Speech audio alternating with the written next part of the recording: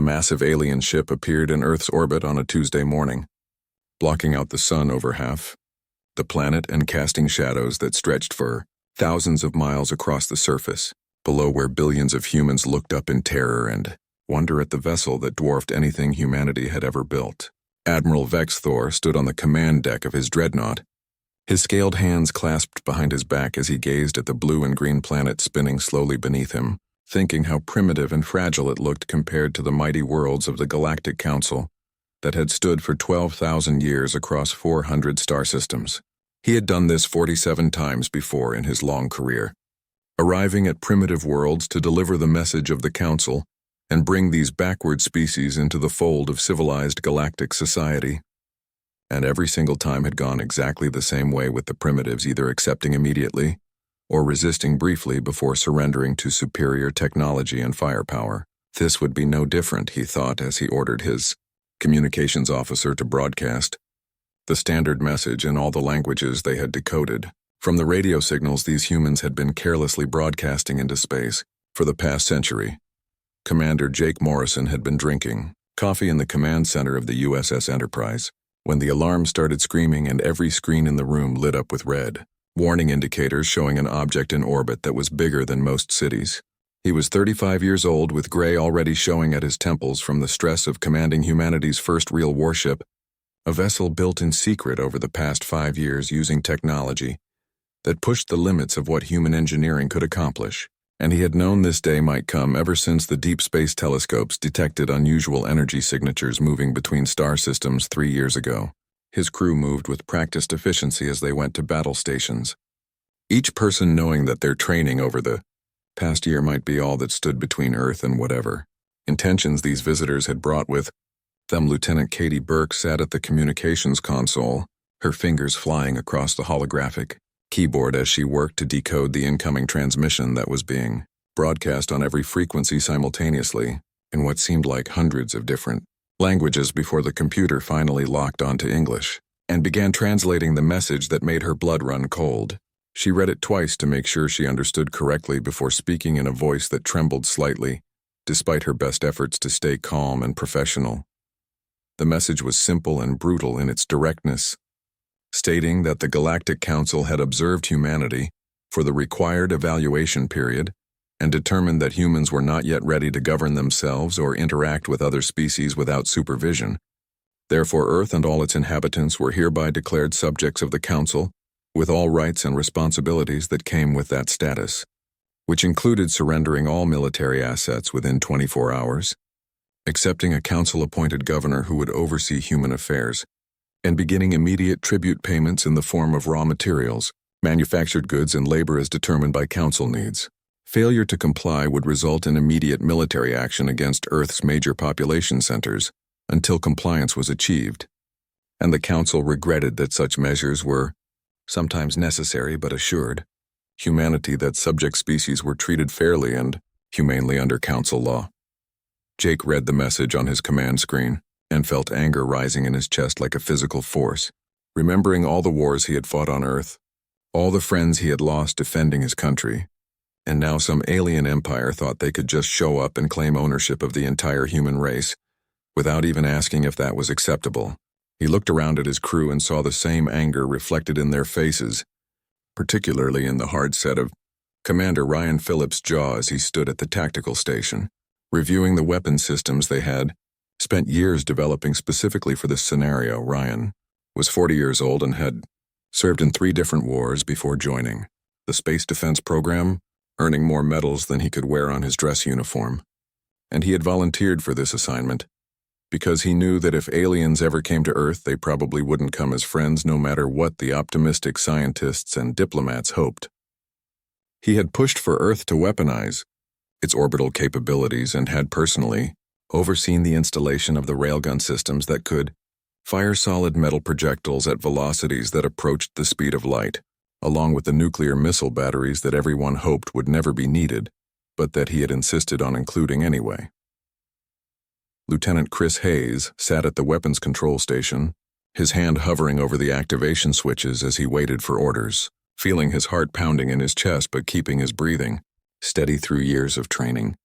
that had prepared him for high-stress situations, though nothing could really prepare someone for potential combat with an alien species whose capabilities were completely unknown. He was 28 years old and had graduated top of his class from the Naval Academy before being selected for the Space Defense Program. And he had spent countless hours running simulations of exactly this scenario, though the real thing felt very different from any simulation. Jake made his decision quickly because hesitation in command got people killed, and he had learned that lesson the hard way during the South China Sea incident 5 years ago, when he had waited too long to give an order and 12 sailors under his command had died as a result. He turned to Katie and spoke in a calm, clear voice that carried across the command center and made everyone stop what they were doing to listen. He ordered Katie to send a response to the alien ship using the same frequency they had used to contact Earth. And the message was short and simple, stating that humanity rejected the Council's declaration and would defend itself against any attempt at subjugation or conquest,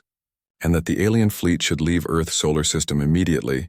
or face the consequences of their aggressive actions. Katie sent the message, and then everyone on the bridge waited in tense silence as seconds ticked by, wondering if the aliens would actually leave or if they were about to start the first interstellar war in human history. Admiral Vexthor received the human response and actually laughed, a harsh barking sound that made his bridge crew look at him in surprise because the Admiral rarely showed emotion. He had received similar responses exactly 3 times in his career from species that thought they could resist the Council's authority, and all 3 times those species had been reduced to compliance within hours, using the minimum necessary force to demonstrate the futility of resistance. He ordered his weapons officer to prepare the bombardment cannons and to target human military installations first, keeping civilian casualties below 30% as Council regulations required, and he felt confident that within a few hours these humans would be begging to accept subject status. The alien dreadnought never got a chance to fire its weapons because the moment Admiral Vexthor gave the order to begin bombardment, every hidden weapon system that humanity had built over the past 5 years came online simultaneously and turned Earth's orbit into a killing field that would be studied by military historians for generations to come. Jake had given the order with a simple hand gesture to Ryan, who had been waiting for exactly this moment, and within 2 seconds the first salvo of railgun projectiles was already screaming through space at velocities that made them nearly impossible to track or intercept, each solid metal slug carrying enough kinetic energy to punch through a battleship's armor like it was paper. The nuclear missiles launched next from hidden silos across every continent, from submarines that surfaced in the Pacific and Atlantic Oceans, and from the weapons bays of the USS Enterprise itself, creating a swarm of warheads that lit up the tactical displays like a cloud of angry fireflies, racing toward their target. Admiral Vexthor watched his tactical screen with growing confusion as thousands of incoming objects appeared from seemingly nowhere, moving faster than any missiles his species used and following flight paths that seemed almost random instead of the calculated trajectories that proper military weapons should follow. His shield technician reported that the defensive screens were active and functioning at full power, calibrated to stop the plasma bolts and particle beams that every civilized species used in warfare. But then the first impacts began and confusion turned to horror as his shields flickered and failed to stop the incoming projectiles that his systems didn't even recognize as weapons until they had already penetrated the defensive barriers. The first railgun slug hit the port-side escort frigate and went completely through the ship from bow to stern, the kinetic impact causing a catastrophic structural failure that tore the vessel apart in a silent explosion that scattered debris across 300 kilometers of space. The second and third projectiles hit Vexthor's dreadnought itself, punching through the shield as if it wasn't even there, and tearing massive holes in the armor plating that sent atmosphere and crew members venting into space before emergency bulkheads could seal the breaches. Then the nuclear missiles arrived and began detonating in brilliant flashes of light and radiation that overwhelmed the Krillian sensors and created electromagnetic pulses that disrupted their communications and targeting systems. Lieutenant Chris Hayes watched his weapons display with grim satisfaction as target after target showed damage or destruction, feeling no joy in the killing, but understanding that this was necessary to protect his home and everyone he loved from an enemy that had come to enslave them. He adjusted his targeting priorities as ordered by Ryan,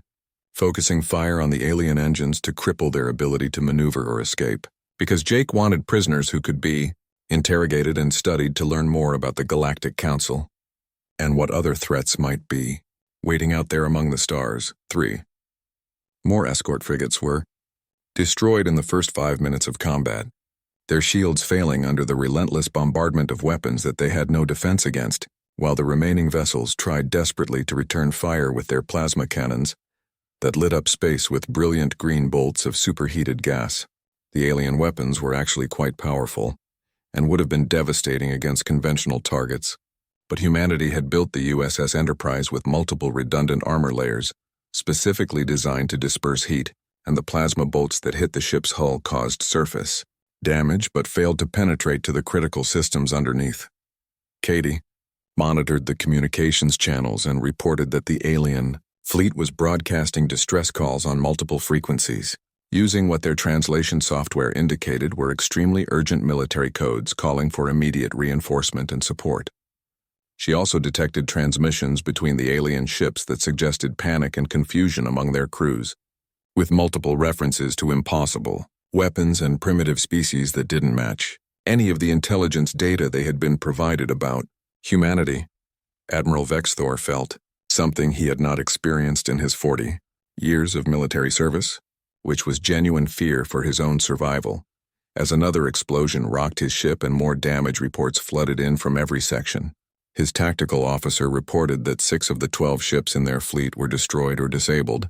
and the remaining vessels were all showing significant damage with shields failing and weapon systems offline. He tried to order a retreat, but discovered that the human weapons had specifically targeted his engine systems, and his dreadnought was now dead in space, with no ability to maneuver or escape from the continuing bombardment. Jake watched the tactical display and saw that the alien resistance was collapsing faster than he had projected in even his most optimistic scenarios, which suggested that these council species had grown soft and complacent over their thousands of years of dominance without any real peer competitors to keep them sharp. He ordered Ryan to cease fire on any ship that showed signs of surrender, because there was no honor or strategic value in killing enemies who were no longer a threat, and he needed those ships and crews intact for intelligence gathering. The communications panel lit up with an incoming transmission from the alien flagship, and Katie worked quickly to establish a clear connection, while also recording everything for later analysis by the intelligence teams back on Earth. The face that appeared on the main view screen was clearly not human, with scaled skin that shifted between green and blue colors, large yellow eyes with vertical pupils, and a crest of bone or cartilage that ran from the forehead back over the skull. Admiral Vexthor looked directly at Jake with an expression that the translation software interpreted as a mixture of shock, anger, and grudging respect. Vexthor demanded to know how a primitive species without faster-than-light travel had managed to defeat a council compliance fleet that represented thousands of years of military advancement and tactical superiority. His voice carried a tone that suggested he was asking not as an enemy but as a professional soldier who genuinely wanted to understand what had gone wrong with his carefully planned operation. Jake considered his response carefully because he knew that everything he said would eventually be reported back to this Galactic Council, and he wanted to send a clear message about what would happen to anyone else who tried to threaten Earth. He explained in simple terms that humanity had spent its entire existence fighting wars against itself, developing weapons and tactics specifically designed to kill other humans who had similar technology and capabilities, which meant that every weapon system Earth possessed had been refined through thousands of years of brutal trial and error. The aliens had made the mistake of thinking that technological advancement was the same as combat effectiveness.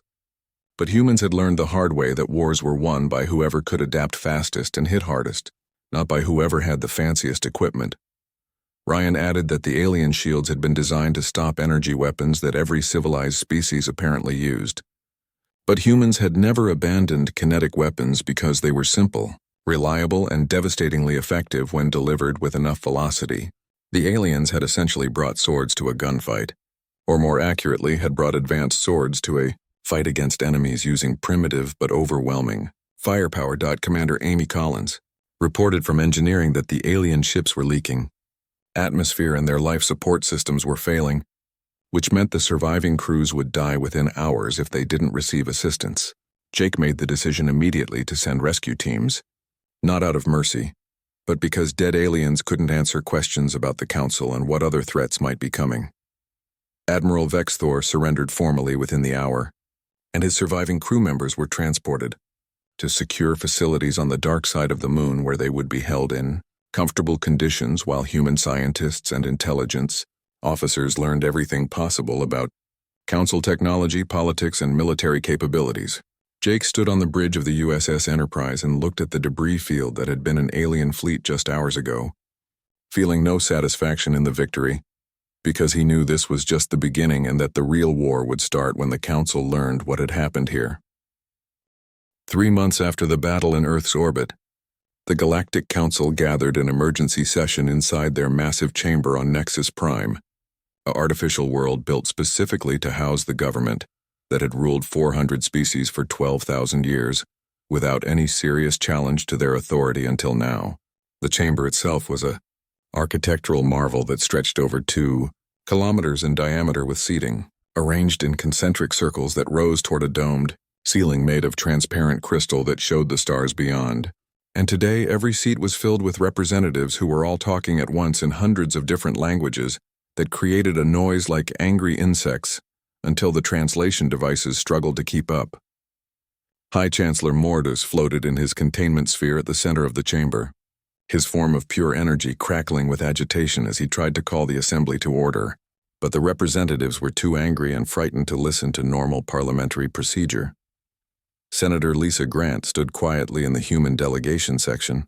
watching the chaos with calm detachment, while making mental notes about which species seemed most hostile toward humanity, and which ones appeared more interested in understanding what had actually happened. She was 53 years old with gray hair pulled back in a professional style and wearing a simple dark suit that looked almost absurdly plain compared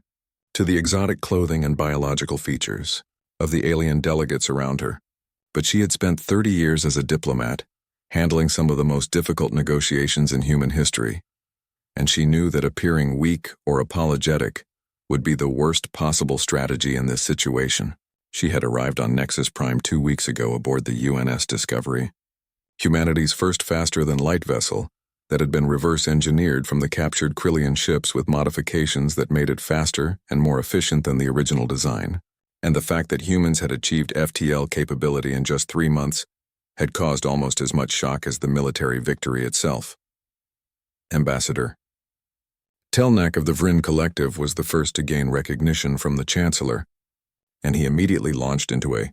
furious speech about how humanity had committed war crimes by using nuclear weapons and kinetic bombardment against a peaceful Council fleet that had only been trying to bring them into galactic civilization. His species looked like large insects with multiple limbs and compound eyes that reflected light in strange patterns, and he gestured wildly with 4 of his 6 arms as he demanded that Earth be punished with immediate military occupation and its leaders tried for crimes against the civilized galaxy. Lisa waited patiently for her turn to speak, knowing that losing her temper or appearing defensive would only reinforce the narrative that humans were violent savages who needed to be controlled. When Chancellor Mortis finally recognized her, she walked calmly to the central podium and activated the holographic display that showed footage from the battle, carefully edited to show Admiral Vexthor's initial bombardment order and the threatening language of the original compliance message. She explained in clear, simple terms that humanity had not attacked a peaceful fleet but had defended itself against an invasion force that had explicitly threatened to bombard Earth's cities if humans did not surrender their sovereignty and accept slavery under a foreign government. The Council representatives tried to interrupt her multiple times, but she continued speaking over them with a voice that carried clearly through the chamber's acoustics, pointing out that every species in the Council had the right to defend itself against external threats and that humanity had simply exercised that same right when faced with unprovoked aggression. Senator Kelvin of the Saurian Dominion hissed loudly from his seat and accused Lisa of twisting the facts, claiming that the Council's compliance procedures were designed to protect primitive species from destroying themselves before they achieved the maturity needed for galactic society. His species resembled Earth's extinct dinosaurs with scales and sharp teeth, and he had been one of the loudest voices calling for military action against humanity ever since news of the battle reached the Council 3 months ago. Lisa responded by pulling up the Council's own legal codes on the holographic display and reading aloud the passages that defined which species qualified as primitive and which were considered spacefaring civilizations. According to the Council's own laws, any species that had achieved nuclear power, computer technology, genetic engineering, and independent spaceflight capability qualified as spacefaring even if they had not yet developed faster-than-light travel, and humanity had clearly met all those requirements decades before the Council fleet arrived. The chamber erupted in arguments as different factions debated whether the laws applied in this case, with some species insisting that the rules were meant to be interpreted flexibly based on each situation, while others argued that laws meant nothing if they could be ignored whenever convenient. Chancellor Mortis tried repeatedly to restore order, his energy form pulsing with bright flashes that indicated extreme frustration. But the Council was more divided than it had been in centuries. Ambassador Telnak eventually shouted loud enough to be heard over the chaos and demanded to know how humanity had developed FTL technology so quickly when most species took hundreds of years to make that breakthrough, even with guidance from the Council. He accused humans of stealing the technology from captured Krillian vessels,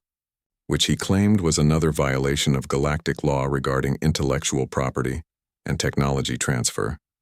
Lisa smiled at this accusation, and it was not a friendly expression,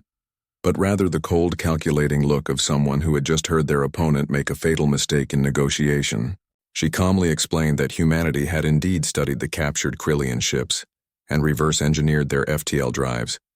but that this was not theft any more than learning from any other teacher was theft, and she challenged Telnak to show her any law that said species were forbidden from learning from technology they had legitimately captured in defensive warfare. She then activated another holographic display that showed historical records from the Council's own databases, which humanity had been given access to as part of their diplomatic status, and these records proved that over 60% of current Council species had originally acquired FTL technology by studying ships from other species rather than developing it independently. Some had received it as gifts, some had traded for it, some had found abandoned vessels, and at least a dozen had captured it in wars just like humanity had done. So the Council had no moral or legal standing to criticize humans for doing exactly what most of them had done centuries ago. The representatives fell silent as they processed this information, and Lisa pressed her advantage by pointing out that humanity had not only reverse-engineered the Krillian FTL drives but had actually improved on the original design by making modifications that increased efficiency by 17%. She offered to share these improvements with any Council species who wanted to establish fair trade agreements with Earth, which caused immediate interest from several of the commercial species who were always looking for technological advantages. High Chancellor Mortis finally managed to restore order and announced that the Council would adjourn for 3 days to consider their options. But before he could officially end the session, Lisa spoke up again without waiting for permission. She told the assembled representatives that they needed to understand something fundamental about humanity before making any decisions, and her voice carried a hard edge that made even the most aggressive species pay attention. She explained that humans had spent 10,000 years fighting wars among themselves, creating weapons and tactics specifically designed to defeat enemies with similar technology and intelligence, and that every major advancement in human civilization had come through competition and conflict. The Council species had enjoyed 12,000 years of relative peace under a unified government, which had made them comfortable and predictable, but humanity was neither comfortable nor predictable because humans had never stopped preparing for the next war. Even during times of peace, Lisa activated a final holographic display that showed real-time footage from Earth and its surrounding space, revealing the massive construction projects that had been ongoing for the past 3 months. Orbital shipyards stretched around Earth, the Moon, and Mars, with thousands of workers building new vessels at a pace that should have been impossible. On Earth's surface, every major nation had converted significant portions of their industrial capacity to military production, creating weapons, armor, and ships faster than the Council species could comprehend. She told them that humanity had built 400 warships in 3 months, with another 600 under construction, and that Earth's military forces were now unified under a single command structure for the first time in history. She showed them footage of the orbital defense platforms being installed throughout the solar system, the automated weapons satellites being deployed by the millions, and the training facilities where human soldiers were learning to operate in zero gravity and on alien worlds. Senator Kelvin called this a threat and demanded that the Council authorize immediate military action before. The Galactic Council decided in their infinite arrogance that humanity needed to be taught a lesson that would echo across the stars for the next 1,000 years.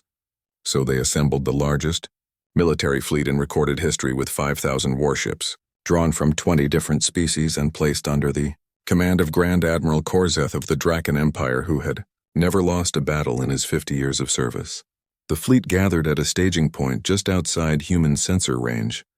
spending 2 weeks coordinating their forces and planning an assault that would overwhelm Earth's defenses through sheer numbers and firepower.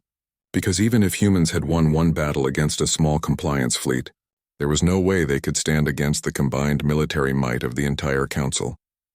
Captain Henry Martinez stood on the bridge of the UNS Defiance, one of the newest warships in humanity's rapidly expanding fleet, watching the sensor displays that showed the massive alien armada moving slowly toward the solar system in formation that looked like a textbook example of classical military tactics. He was 42 years old with the weathered face of someone who had seen too much combat. Having fought in 3 major wars on Earth before joining the Space Defense Force, and he had learned long ago that the side with the most ships didn't always win because victory went to whoever could adapt fastest and strike hardest when it mattered most. Lieutenant Sam Cooper sat at the tactical station, running calculations on the enemy fleet's composition and trying to identify their command, ships and supply vessels, because one of the first lessons of human military history was that you didn't win wars by destroying every enemy soldier, but by breaking their ability to fight as an organized force. He was 30 years old and had graduated at the top of his class from the Space Warfare Academy that had been hastily established 2 years ago when it became clear that Earth needed trained officers who understood 3-dimensional combat in zero-gravity environments. Admiral Janet Clark coordinated Earth's defense from the command center deep beneath the Rocky Mountains, watching dozens of screens that showed the positions of every human ship and weapons platform scattered throughout the solar system. She was 60 years old and had spent 40 of those years in military service, rising through the ranks during some of Earth's bloodiest conflicts,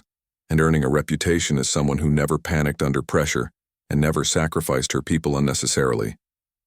which was why she had been chosen to command humanity's defense when everyone knew the Council would eventually come seeking revenge. The defense plan was simple in concept, but incredibly complex in execution, relying on the fact that the Council fleet would expect humans to defend their homeworld in a conventional manner with ships arranged in defensive formations around Earth. Janet had studied every piece of intelligence gathered from the captured Krillian vessels and had learned that Council military doctrine emphasized overwhelming force applied directly to the enemy's strongest point, which meant they would come straight at Earth expecting humanity to meet them in open battle. Henry received his orders through encrypted channels and began moving the UNS Defiance into position behind one of Jupiter's moons, where the massive planet's radiation would mask his ship's energy signature from enemy sensors. All across the solar system, hundreds of other human ships were doing the same thing, hiding behind planets and asteroids and using the sun's interference to avoid detection, while the Council fleet advanced on what appeared to be a desperate last stand by 400 human warships clustered around Earth. Grand Admiral Korzeth studied the tactical display and felt satisfied that the humans were behaving exactly as predicted, gathering their forces to protect their homeworld, instead of using hit-and-run tactics that might have been more effective against a larger force. His species had evolved from apex predators on a harsh world, giving them natural confidence in direct confrontation, and he believed that crushing the human fleet in open battle would send a clear message to any other species that might consider resisting Council authority. The Council fleet crossed into the outer solar system and immediately encountered the first wave of human defenses, which consisted of millions of autonomous weapons platforms that had been seeded throughout the area over the past 3 months. Each platform was simple and cheap to produce, containing just a basic computer, a sensor package, a small maneuvering thruster, and a nuclear warhead. But there were so many of them that even the Council's advanced point defense systems couldn't stop them all. The nuclear explosions began detonating throughout the Council formation, not causing massive damage individually, but creating chaos and disruption that broke up their carefully planned attack pattern. Ships collided with each other as they maneuvered to avoid the blasts, and their point defense systems became overwhelmed trying to track and destroy millions of small targets that kept coming in waves. Henry watched the tactical display and saw the Council fleet's formation breaking apart, exactly as planned, and he gave the order for the UNS Defiance and 50 other ships to emerge from hiding and attack the enemy's left flank with everything they had. The railguns fired in coordinated salvos, sending solid metal projectiles streaking across space at velocities that made them nearly impossible to intercept, and each impact punched through alien shields and armor like they were made of tissue paper. Sam identified what appeared to be a command carrier in the center of the enemy formation, a massive vessel that was coordinating the movements of hundreds of other ships, and he recommended that every human ship focus fire on that single target. Henry agreed immediately and transmitted the order to the other captains in his squadron, because another lesson from human warfare was that cutting off the enemy's command and control could paralyze an entire army. The UNS Defiance shuddered as its weapons fired continuously,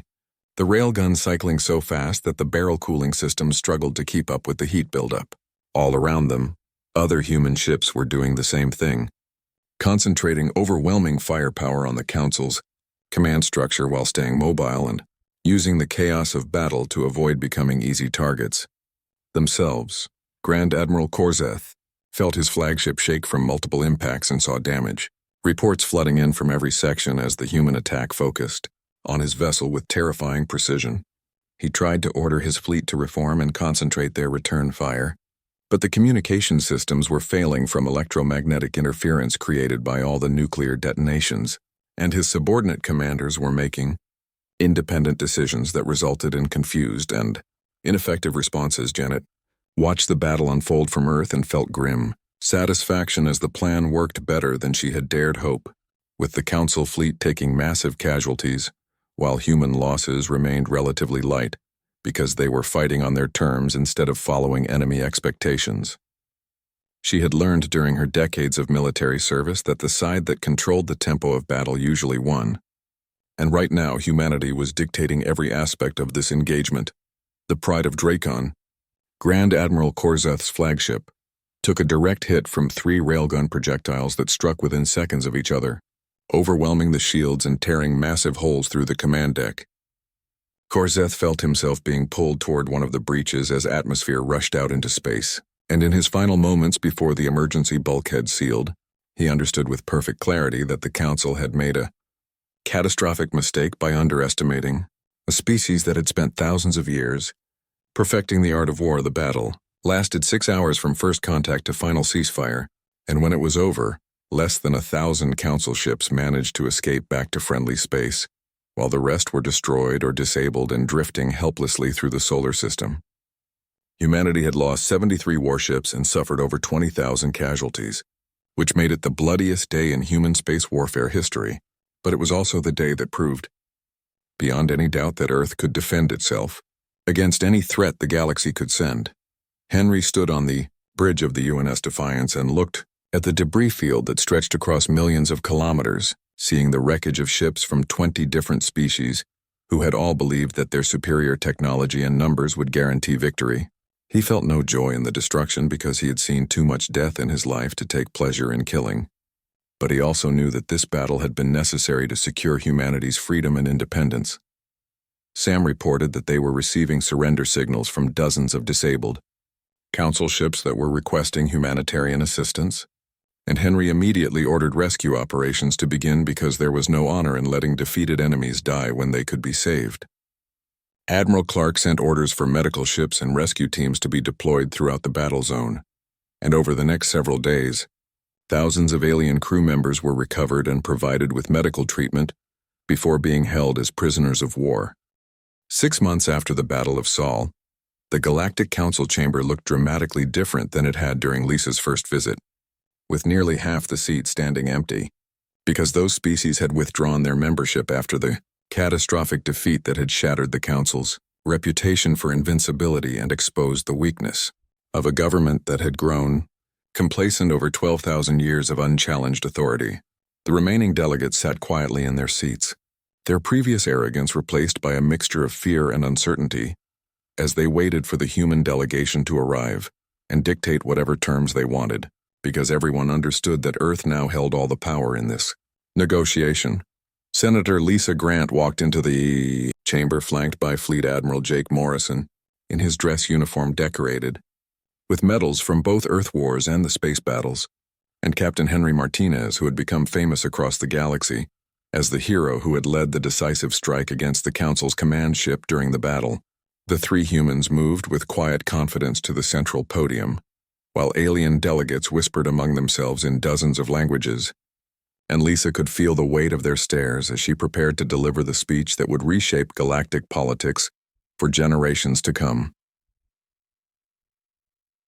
High Chancellor, Mortis floated in his containment sphere at the center of the chamber. His energy formed dimmer and less vibrant than before, as if the defeat had drained something essential from his being. He spoke in a voice that carried none of the authority he had displayed during their previous meeting, announcing that the Council had reviewed all the evidence and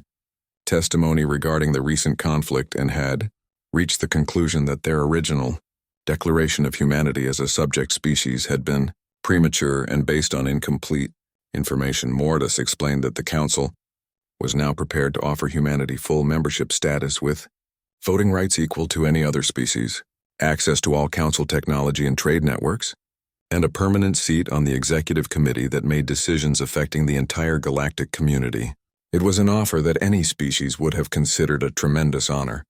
representing acceptance into the most powerful political organization in known space, and the Chancellor clearly expected the humans to accept, gratefully, and allow everyone to move past the unfortunate misunderstanding that had led to so much bloodshed. Lisa listened politely until Mortis finished speaking, and then she said a single word that sent shockwaves through the assembled delegates. She said no, and the chamber erupted in confused whispers as representatives tried to understand why anyone would refuse full Council membership. Ambassador Telnak stood up from his seat and demanded clarification, asking how humanity could possibly refuse the highest honor the Council could bestow, and his voice carried a hint of desperation, because he and many others had staked their political careers on the belief that offering membership would resolve the crisis and restore the Council's authority. Lisa explained calmly that humanity had studied the Council's laws and regulations very carefully over the past 6 months, reading through thousands of pages of legal codes and treaty obligations, and they had concluded that Council membership would require Earth to surrender too much of its sovereignty and independence. She pointed out that Council members were required to accept binding arbitration in all disputes, follow standardized trade regulations that favored established species over newcomers, contribute military forces to Council peacekeeping operations that often served political rather than humanitarian purposes, and adopt social policies that reflected Council values rather than local preferences. Humanity had not fought 2 wars against overwhelming odds just to trade one master for another, even if the new master promised to be more benevolent and respectful. Jake stepped forward and added that humanity wanted something different from the traditional Council structure, something that recognized Earth's right to chart its own course, while still maintaining peaceful relations with other species. He explained that humans had experience with many different forms of government, having tried everything from absolute monarchies to direct democracies over their long history, and they had learned that no single system worked perfectly for every society. Henry spoke next, describing his vision for a new kind of galactic community, where species could maintain their independence while still cooperating on matters of mutual interest like trade, scientific research, and defense against common threats. He acknowledged that this was a radical departure from the Council's traditional hierarchical structure, but pointed out that the old system had failed to prevent the recent war and had actually made conflict more likely by trying to force all species into the same political framework. Lisa then presented humanity's formal proposal, which called for the creation of a treaty system that would replace the Council's authority structure with voluntary agreements between sovereign species. Earth would recognize the Council's jurisdiction over its existing members, while maintaining complete independence for human space, and both sides would establish diplomatic relations, trade agreements, and mutual defense pacts based on shared interests rather than imposed obligations. Senator Kelvin hissed angrily and accused humanity of trying to destroy the Council and create chaos across the galaxy, claiming that without central authority, the various species would inevitably fall into conflicts and wars that would devastate entire star systems. Lisa responded by pointing out that the Council itself had just launched the largest war in recent galactic history, so their claims of providing peace and stability rang somewhat hollow in light of recent events. She activated a holographic display that showed the current state of human space, with over 800 warships now operational and another 1,000 under construction in orbital shipyards that operated around the clock. The automated defense networks had expanded throughout the entire solar system and were beginning to extend to the new colonies that humanity was establishing on nearby star systems. Every major nation on Earth had contributed resources to the space program, creating an industrial capacity that rivaled the combined output of 10 Council species. Lisa explained that these displays were not meant as threats but as demonstrations of what humanity could accomplish when properly motivated, and she suggested that other species might achieve similar results if they were freed from the Council's restrictive regulations and allowed to develop according to their own needs and preferences. Several delegates shifted uncomfortably in their seats because her words were dangerously close to encouraging rebellion against the established order. The Council deliberated for 5 days behind closed doors, with heated arguments between those who wanted to reject humanity's proposal and those who recognized that they had no realistic way to enforce their will against a species that had already proven capable of destroying their fleets. In the end, pragmatism won over pride, and the Treaty of Terra was signed in a ceremony that was broadcast across the galaxy to hundreds of species who watched with a mixture of hope and fear. The treaty established humanity as an independent power with full sovereignty over human space, which included Earth's solar system and any colonies that humans established through their own efforts. The Council would not interfere in human affairs, and humans would not interfere with Council governance of their member species. But both sides agreed to maintain diplomatic relations, honor each other's territorial boundaries, and cooperate on scientific research and trade where mutually beneficial. 5 years after the treaty signing, Henry stood on the bridge of the UNS Explorer, humanity's first dedicated colony ship, carrying 10,000 settlers to a world 400 light-years from Earth that surveys had identified as suitable for human habitation. The journey would take 6 months even with the improved FTL drives that human engineers had developed. But the colonists were eager to begin building a new society on a world where they would face challenges that made Earth's problems seem trivial by comparison. Lieutenant Sam Cooper, now promoted to commander and serving as Henry's executive officer, reported an incoming transmission from an unknown vessel that was approaching on an intercept course. Henry ordered battle stations as a precaution, but the alien ship made no hostile moves and instead broadcast a message on multiple frequencies that their translation software quickly decoded. The message came from a species called the Viridians, who had been declared Council subjects 30 years ago and forced to accept a governing structure that had destroyed their traditional culture and economy. They had heard about humanity's victory over the Council fleet and the subsequent treaty that recognized Earth's independence, and they were asking if humans would be willing to help them achieve the same freedom. Henry read the message twice and felt the weight of the decision before him, knowing that helping the Viridians would likely anger the Council and could lead to more conflict,